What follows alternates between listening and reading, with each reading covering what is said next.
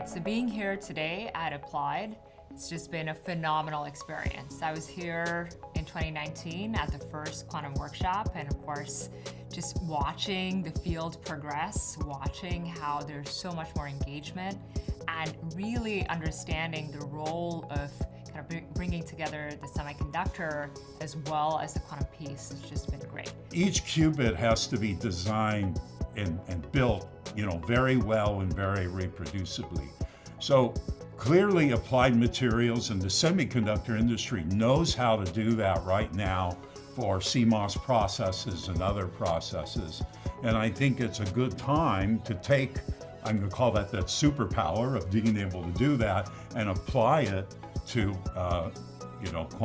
quantum computing. Many challenges exist, but I personally feel that there has been a tremendous amount of progress, and it's probably a matter of time.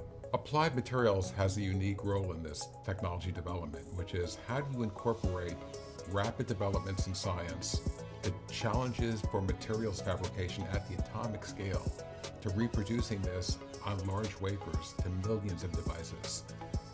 Each one of these alone is a complex problem. Putting them together requires a company with expertise in all of them that's been developed over decades. Applied Materials is one of the few companies that brings all this together. So my favorite thing about this workshop has been that people now get it, that these two things have to come together. It's a resonance, and working together is the way to go.